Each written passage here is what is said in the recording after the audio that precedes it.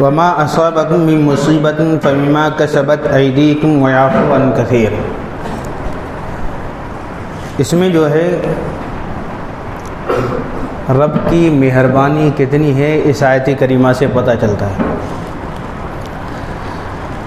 اور تمہیں جو مصیبت پہنچی وہ اس کے سبب سے ہے جو تمہارے ہاتھوں نے کمایا، اور بہت کچھ تو معاف فرما دیتا ہے۔ وما انتم بمعجزین فی الارض وما لکم من دون اللہ من ولی ولا نصیر۔ اور تم زمین میں قابو سے نہیں نکل سکتے، اور نہ اللہ کے مقابل کوئی تمہارا دوست نہ مددگار۔ ومن آیاتہ الجوار فی البحر کالعلام، اور اس کی نشانیوں میں سے ہے دریا میں چلنے والی جیسے پہاڑیاں۔ ان یشاء یسکن الریح فیظللن رواکد علی ظہرہ ان فی ذلک لآیات لکل صبار شکور۔ وہ چاہے تو ہوا تھما دے کہ اس کے پیٹھ پر ٹھہری رہ جائیں، بے شک اس میں ضرور نشانیاں ہیں ہر بڑے صابر اور شاکر کو۔ او یوبقہن بما کسبوا ویعفو عن کثیر، یا انہیں تباہ کر دے لوگوں کے گناہوں کے سبب اور بہت کچھ معاف فرما دے۔ اس میں نصیحتیں زیادہ ہیں۔ دیکھیے سب سے پہلی آیت کریمہ وما اصابکم من مصیبت فبما کسبت ایدیکم ویعفو عن کثیر، اور تمہیں جو مصیبت پہنچی وہ اس کے سبب سے ہے جو تمہارے ہاتھوں نے کمایا۔ یہاں قرآن تو یہ کہتا ہے کہ جو ہم کماتے ہیں اسی کی وجہ سے ہمیں مصیبتیں پہنچتی ہیں۔ ظاہر سی بات ہے اچھے اعمال کرو گے تو اس کا اچھا صلہ ملے گا، جو تم برے اعمال کرو گے تو اس کا اجر بھی برا ہی ہوگا۔ اس کو دوسرے لفظوں میں یوں کہہ سکتے ہیں سمجھنے کے لیے، اس کا نہیں کہ جیسی کرنی ویسی بھرنی، جیسی کرنی ویسی بھرنی۔ تو ہمیں کوئی بھی مصیبت نہیں پہنچتی ہے اس وقت تک کہ جب تک ہم خود اس مصیبت کو لانے والے ہوتے ہیں۔ جیسے قرآن مقدس کی ایک آیت کریمہ ہے ان اللہ لا یغیر بقوم حتی یغیروا ما بانفسہم، بے شک اللہ رب العزت اس قوم کے حالت کو نہیں بدلتا ہے جب تک کہ وہ خود اپنے آپ کو نہ بدل لیں۔ یعنی ہماری تبدیلیاں، ہمارے اندر تبدیلی اسی وقت آ سکتی ہے جب ہم خود بدلیں۔ جب ہم کوشش ہی نہیں کریں گے بدلنے کی تو ہمارے اندر کہاں سے بدلاؤ آئے گا؟ جیسے کوئی آدمی کہتا رہے کہ میں کل سے نماز پڑھوں گا، کل سے نماز پڑھوں گا، مگر اس کے اسباب پیدا نہ کرے تو وہ کل سے کبھی نماز پڑھ ہی نہیں سکتا۔ ہمت بھی ہے، ارادہ بھی ہے، اور اس کے اسباب بھی پیدا کرو تب جا کر کے منزل مقصود ملتی ہے۔ تو تمہیں جو مصیبت پہنچی وہ اس کے سبب سے ہے جو تمہارے ہاتھوں نے کمایا۔ اب جو مصیبتیں پہنچتی ہیں تو جو ہمارے ہاتھ سے ہم نے جو کمایا ہے تو اس میں اللہ کی طرف سے مہربانی یہ ہے، رب فرماتا ہے وَيَعْفُو عَنْ كَثِيرٍ، اور بہت کچھ تو معاف فرما دیتا ہے۔ بہت سی بڑی بڑی پریشانیاں آ سکتی ہیں، بہت سے ایسے گناہ ہیں جو ہم نے اپنے ہاتھوں سے کیے، زبان سے کیے، کسی بھی طریقے سے ہم نے کیے، مگر اللہ رب العزت فرماتا ہے کہ جو مصیبت پہنچی ہے تو یہ تھوڑی سی مصیبت پہنچی ہے، پوری مصیبت آ جائے تو ہمارا عالم کیا ہوگا؟ لیکن قرآن کہتا ہے نہیں، جو مصیبت تمہارے پوری کی پوری تمہیں مصیبت نہیں پہنچی ہے، بلکہ اس میں سے اللہ رب العزت بہت سی تو معاف فرما دیتا ہے۔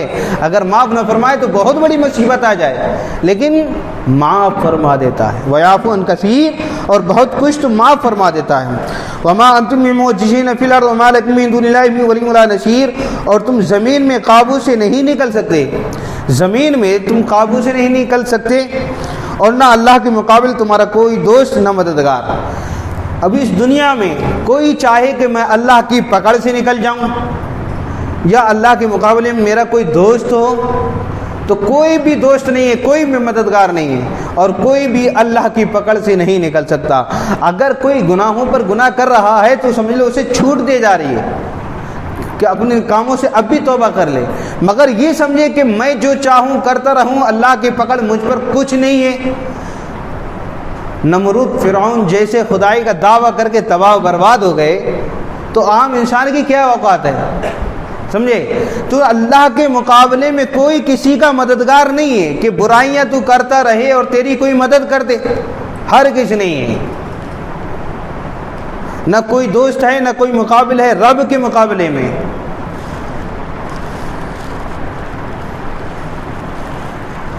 وَمِنْ آیَاتِهِ الْجَوَارِ فِي الْبَحْرِ كَالْأَعْلَامِ، اور اس کی نشانیوں میں سے ہے دریا میں چلنے والیاں جیسے پہاڑیاں.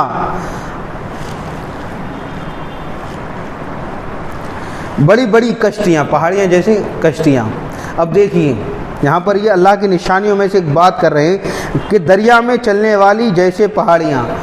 اب دریا میں، سمندر میں بڑے بڑے جہاز چلتے ہیں، یہ کس کی شان قدرت ہیں جس کی بنا پر یہ چل رہے ہیں؟ چاہے تو سمندر کی تھوڑا سا اشارہ اسے حکم مل جائے تو تباہ، سب کے سب تباہ برباد ہو جائیں.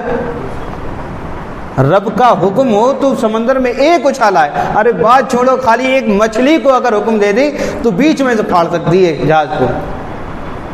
مگر نہیں، یہ اللہ کی نشانیوں میں سے ہے کہ سمندر میں تمہیں بیچ سمندر میں تمہیں سمت کا بھی پتہ نہیں چلتا ہے، مگر اللہ نے اس میں عقل دی ہے ملاح کو کہ وہ ستاروں کے ذریعے پتہ کرتا ہے کہ میں پورب میں جا رہا ہوں یا پچھم میں جا رہا ہوں یا مشرق میں جا رہا ہوں یا جنوب میں جا رہا ہوں، کدھر جا رہا ہوں وہ اس سے پتہ کرتا ہے کہ میری منزل کدھر ہے. تو یہ جو کشتیاں چلتی ہیں دریا کے اندر، یہ بھی اللہ کی نشانیوں میں سے ایک نشانی ہے. وہ چاہے تو ہوا تھما دے. کشتیوں کا چلنا کس پہ ہے؟ ہوا کے تھپیڑوں پہ ہے نا.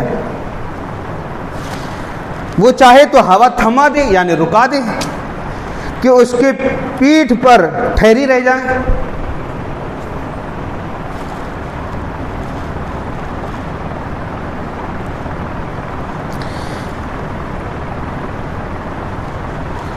ٹھہری رہ جائیں مطلب چلے نہیں. ہوا کو روک دے اللہ رب العزت تو کشتیوں کے مجال ہے کہ وہ آگے کو بڑھ جائیں؟ کوئی مجال نہیں. یہ ساری قدرت رکھنے والا جو ہے اللہ ہے، اور یہ کشتیاں جو چل رہی ہیں سمندر کے اندر، یہ اس بات کی نشانی ہے کہ ان کو چلانے والا کوئی ذات ہے، وہ اللہ ہے. اس کی نشانیوں میں سے ایک نشانی یہ ہے. ان فی ذالک لآیات لکل صبار شکور، بے شک اس میں ضرور نشانیاں ہیں ہر بڑے صابر اور شاکر کو. چاہے کوئی تو اس میں نشانیاں تلاش کر سکتا ہے. اس لیے قرآن میں یہ حکم ہے فانتشروا فی الارض، زمین میں گھومو اور رب کا فضل تلاش کرو اور اس کی حکمتوں کو دیکھو. کہ تو جو کشتیاں جو دکھائی جا رہی ہیں، جو کہا کہ نشانیاں ہیں، تو اس میں بڑے صبر والے کو اور شکر کرنے والے کے لیے اس میں بڑی نشانیاں ہیں کہ وہ نشانیاں دیکھے کہ اللہ رب العزت چاہے تو اگر ہوا کو تھما دے تو یہ چل نہیں سکتی، اور یہ اللہ کا حکم ہے کہ وہ ہوا کو حکم دیے کہ یہ کشتی کو اپنے کنارے پر لگایا جاتے. او یوبقہن بما کسبوا کثیر، یا انہیں تباہ کر دے لوگوں کے گناہوں کے سبب، جیسا کہ ٹائٹینک میں ہوا تھا. کہانی سنی ہے کہ نہیں ٹائٹینک کی؟ او یوبقہن بما کسبوا کثیر، یا انہیں تباہ کر دے لوگوں کے گناہوں کے سبب اور بہت کچھ معاف فرما دے. یہ اس کی شان ہے، اس کی شان قدرت ہے. چاہے تو ایک گناہ کی وجہ سے تمہیں جہنم میں ڈال دے، اور چاہے تو ایک نیکی کی وجہ سے جنت عطا فرما دے. یہ اس کی شان ہے، شان قدرت ہے. وہ اختیار رکھتا ہے، چاہے تو ایک گناہ کی وجہ سے جہنم میں ڈال دے، اور چاہے تو ایک نیکی کی وجہ سے جنت عطا کر دے. یہ میری رب کی شان ہے، اس کی شان قدرت کامل.